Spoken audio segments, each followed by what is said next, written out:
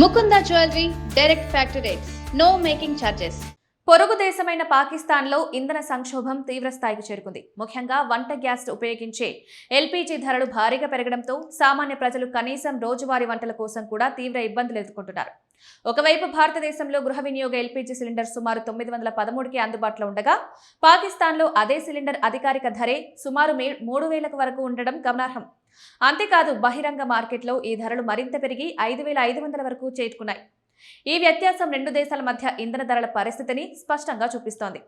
ఇటీవలి కాలంలో Iran Hormuz జలసంధిని మూసివేయడంతో అంతర్జాతీయ సరఫరా గొలుసుపై తీవ్ర ప్రభావం పడింది. ఈ పరిణామం పాకిస్తాన్కు దిగుమతయ్యే గ్యాస్ సరఫరాను తీవ్రంగా దెబ్బతీసింది. ఫలితంగా ఎల్పీజీ కొరత ఏర్పడి ధరలు ఒక్కసారిగా ఆకాశాన్నంటాయి. పరిస్థితి ఎంత తీవ్రమైందంటే అనేక ప్రాంతాల్లో ప్రజలు ప్రభుత్వానికి వ్యతిరేకంగా రోడ్డెక్కి నిరసనలు తెలియజేస్తున్నారు. భారతదేశం, పాకిస్తాన్ మధ్య ఎల్పీజీ సిలిండర్లలో కేవలం ధరల్లోనే కాకుండా బరువులో కూడా స్పష్టమైన తేడా ఉంది.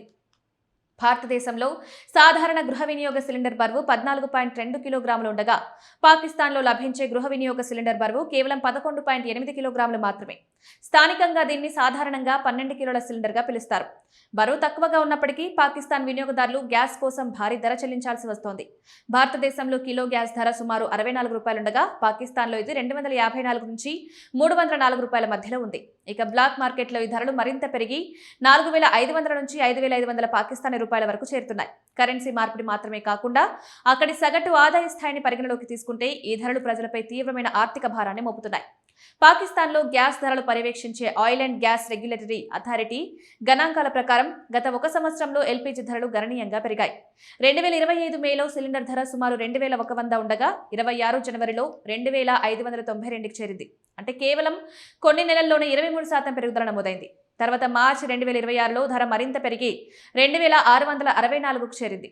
అసలు భారీ పెరుగుదల ఏప్రిల్ నెలలో చోటు చేసుకుంది. ఈ నెలలో ధరలు ఒక్కసారిగా 3589 రూపాయలకు ఎగిరిపోతాయి. ఇది నెలలోనే దాదాపు 35% పెరుగుదలగా నిలిచింది. అంతర్జాతీయంగా సౌదీ అరామ్కో వంటి పెద్ద ఇంధన సంస్థలు హార్మూజ్ సంక్షోభం నేపథ్యంలో ధరలను పెంచడం కూడా ఈ పరిస్థితికి కారణంగా పేర్కొనబడుతుంది. అనంతరం మే 2026లో కొంత తగ్గుదల నమోదై ధరలు మళ్లీ 2950 నుండి 3000 మధ్యకు వచ్చాయి. గ్యాస్ ధరల పెరుగుదల పాకిస్తాన్లో నేరుగా ఆహార రంగాన్ని ప్రభావితం చేసింది. ముఖ్యంగా కరాచీ వంటి పెద్ద నగరాల్లో తందూర్ యజమానులు, హోటల్ నిర్వాహకులు రోటీలు, చపాతీల ధరలను గణనీయంగా పెంచాల్సి వచ్చింది. సాధారణ రోటీ ధర 25 వరకు, పెద్ద రోటీ 30 వరకు, చపాతీ 20 వరకు విక్రయిస్తున్నారు. అనేక ప్రాంతాల్లో సహజ వాయువు అందుబాటులో లేకపోవడంతో ప్రజలు పూర్తిగా ఎల్పీజీపై ఆధారపడాల్సి వస్తోంది. సింధ్ సహా అనేక ప్రాంతాల్లో ప్రజలు ఆందోళనలు చేపట్టారు. పాకిస్తాన్ ఎల్పీజీ అసోసియేషన్ ప్రకారం దేశంలో నిజమైన గ్యాస్ కొరత లేదని, కానీ కొంతమంది పెద్ద వ్యాపారులు కృత్రిమ కొరత సృష్టిస్తున్నారని ఆరోపణలున్నాయి. గ్యాస్ నిల్వ చేసి బ్లాక్ మార్కెట్లో అధిక ధరలకు విక్రయించడం వల్లే ధరలు పెరుగుతున్నాయని association general secretary Sajid Khan పేర్కొన్నారు. ప్రభుత్వానికి ఈ నిల్వదారులపై కఠిన చర్యలు తీసుకోవాలని డిమాండ్ చేశారు. అసాధారణంగా 16,000 నుంచి 18,200 వరకు విక్రయించిన ఉదాహరణలు కూడా వెలుగులోకి వచ్చినట్లు తెలిపారు. పాకిస్తాన్ తన ఎల్పీజీ, ఎల్ఎన్జీ అవసరాల్లో దాదాపు 99% ఖతార్, యుఏఈ వంటి దేశాల నుంచి దిగుమతి చేసుకుంటుంది. ఈ సరఫరా మొత్తం హార్మూజ్ జలసంధి ద్వారా జరుగుతుంది. అయితే 2026 ఫిబ్రవరి చివరిలో జలసంధి మూసివేయడంతో నౌకాయానం నిలిచిపోయి దేశంలో తీవ్ర ఇంధన సంక్షోభం తలెత్తింది.